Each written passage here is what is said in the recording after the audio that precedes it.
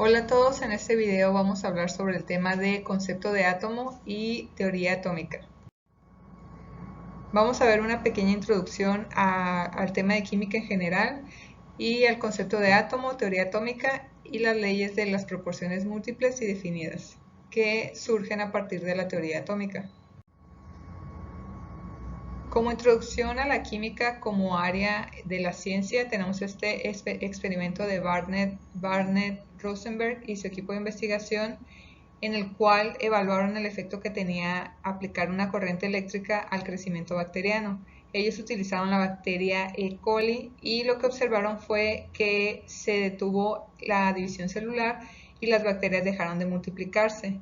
Entonces descubrieron que esta inhibición estaba ocasionada o estaba asociada a la presencia de ciertos compuestos de platino, que el platino provenía de los electrodos que habían utilizado para aplicar el campo eléctrico. Entonces, con todos estos resultados, lo que hicieron fue analizar el potencial de los compuestos de platino para ser utilizados en el tratamiento del cáncer, ya que se sabe que en esa enfermedad uno de los problemas que se observan es que hay una proliferación masiva y una multiplicación desmedida de las células cancerígenas. Entonces, en la actualidad, los compuestos de platino, en particular el cisplatino, es uno de los medicamentos principales que se utilizan en el tratamiento del cáncer. Con este experimento lo que queda claro o lo que se quiere demostrar es la importancia que tiene el estudio de la química por tres razones principales, que es la cantidad de aplicaciones que puede tener el conocimiento de la química, la importancia que tiene en otras áreas de investigación o en otras áreas de la ciencia, como son en este caso la medicina y la salud, y también que nos ayuda a explicar muchos de los fenómenos que ocurren a nuestro alrededor, y eso ayuda o beneficia a la sociedad y a nosotros. A pesar de que la química como ciencia es un área muy importante o que tiene muchas aplicaciones, no se desarrolló como un campo de estudio hasta finales del siglo XVIII. Pero a pesar de que no era una ciencia como tal, sí se utilizaba mucho el conocimiento de manera empírica desde hace miles de años. Algo de lo que de lo que tenemos como evidencia de esto es el uso del vidrio, de los diferentes metales, de pigmentos, de medicamentos y de materiales de cerámica. Por ejemplo, en el vidrio sabemos que los compuestos principales que hay o que lo forman son compuestos de silicio, de calcio y de sodio. La arcilla que se utiliza para hacer la cerámica o las vasijas de cerámica son compuestos de aluminio y de magnesio. Y en el caso de los pigmentos, un ejemplo de un pigmento que se conoce desde la antigüedad es el pigmento de púrpura de Fenicia o púrpura de Tiro, que ahora se sabe que es un compuesto que se llama 6,6-dibromo índigo. Entonces, ¿qué quiere decir? Que independientemente de si se manejaba como una ciencia o si se conocía los componentes químicos de todas estas sustancias, como los seres humanos sí conocían las propiedades que tenían y las aprovechaban para mejorar ciertas tecnologías. Entonces, la manera en que la química se convirtió en una ciencia o en un campo de estudio fue cuando se empezó a medir las cantidades de sustancias que se utilizaban en los experimentos o en la elaboración de diferentes materiales. Entonces, la idea principal de la química es que toda la materia que nos rodea está compuesta por átomos, y estos átomos pueden formar moléculas que tienen ciertas características dependiendo del tipo de átomos que hay en cada molécula. Entonces, todo este conocimiento nos permite no nada más conocer las moléculas e identificarlas, sino ir en el sentido opuesto, en donde podemos decir, yo quiero una molécula que tenga ciertas características. Entonces, lo que podemos hacer es diseñar esa molécula con las características deseadas. Por ejemplo, en el caso del acero, se hace una mezcla de diferentes metales para obtener un material que tenga mucha dureza y mucha resistencia, que no son las características que tiene el hierro por sí solo. Entonces, todo este desarrollo de la química como ciencia ocurrió a finales del siglo XVIII, a finales de los años 1700, pero desde la antigüedad, desde hace más de 2500 años, se tiene la idea de las partículas que conforman a la materia. Esta idea la propuso Demócrito en el siglo V a.C.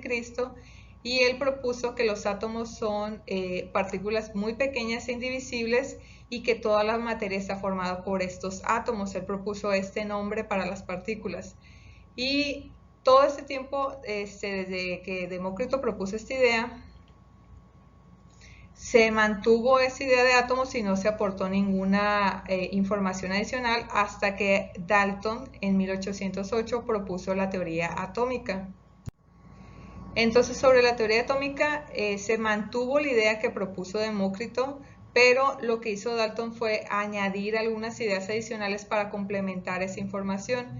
Entonces él propuso 4 postulados, que el primero nos dice que los elementos están formados por partículas que son extremadamente pequeñas y se les conoce como átomos, que es lo que había propuesto Demócrito. El segundo postulado nos dice que todos los átomos de un mismo elemento son idénticos, tienen el mismo tamaño, la misma masa y las mismas propiedades químicas. Hasta este momento los científicos no conocían las características de los átomos, no sabían cómo eran los átomos, pero suponían que las características de los átomos todos los átomos del hidrógeno son iguales, todos los átomos del carbono son iguales. No sabemos cómo son, pero entre sí tienen que ser iguales.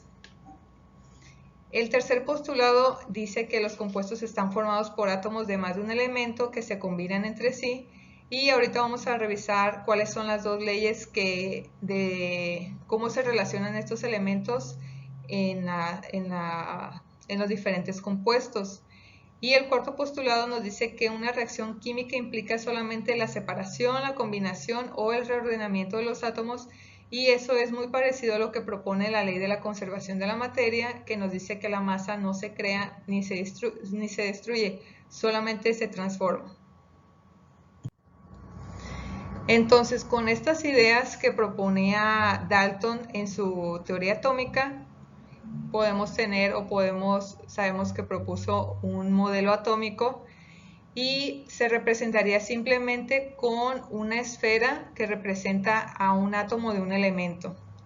Entonces, esto se basó en la información que él tenía en ese momento, que era que los átomos son la partícula más pequeña, y esto quiere decir que no tiene componentes subatómicos, y esta esferita fue lo que él utilizó para representar.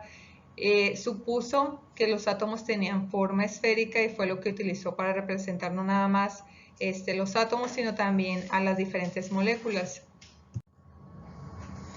Entonces, a partir del tercer postulado de Dalton, que nos dice que los compuestos están formados por átomos de diferentes elementos, también nos dice que en cualquier compuesto la relación del número de átomos que hay siempre es un número entero o una fracción sencilla. A partir de este postulado surgió la ley de las proporciones definidas que propuso Proust, y esta nos dice que las muestras que son de un mismo compuesto, aunque sean muestras diferentes y que se obtengan de diferente lugar, siempre contienen a los mismos elementos y siempre están en la misma proporción de masa. Aquí en el ejemplo se muestra, o les ejemplifico, la muestra 1, que son 22 gramos de cloruro de magnesio, que la fórmula del cloruro de magnesio es MgCl2, y la muestra 2 son 156 gramos de cloruro de magnesio. Entonces, para que yo considere al cloruro de magnesio o a una molécula como tal, siempre debe de ser MgCl2. Si cambia cualquier subíndice que tenga esta molécula, quiere decir que ya no se trata de cloruro de magnesio, sino que se trata de otra molécula. Entonces, un átomo de magnesio y 2 átomos de cloro. Y aquí nos dice lo que varía la cantidad. Tenemos una muestra de 22 gramos y una muestra de 156 gramos. Independientemente de la cantidad, la proporción de cada uno de estos dos elementos, la proporción de cloro y la proporción de magnesio, siempre se va a mantener independientemente del lugar en donde obtengamos la muestra o de la cantidad. Eso es lo que nos dice la ley de las proporciones definidas. En el caso de las proporciones múltiples o la ley de las proporciones múltiples, nos dice que cuando dos elementos diferentes se combinan, hay un elemento que permanece su masa constante y el otro elemento va a variar su masa, pero siempre va a variar en una proporción de números enteros. Por ejemplo, en este caso tenemos el monóxido de carbono y el dióxido de carbono. Ambos son compuestos en donde se mezclan o se combinan el carbono y el oxígeno. En esta tablita vamos a ver cómo es la proporción que hay entre las masas de estos elementos. Aquí están los compuestos, el monóxido de carbono y el dióxido de carbono. Los elementos que se combinan son carbono y oxígeno, y en la proporción de masas del monóxido de carbono vemos que hay 12 gramos de carbono y 16 gramos de oxígeno.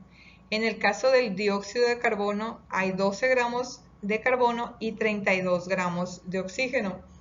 Si observamos la cantidad de masa de cada elemento en ambos compuestos, podemos ver que la cantidad del carbono no varió, permaneció como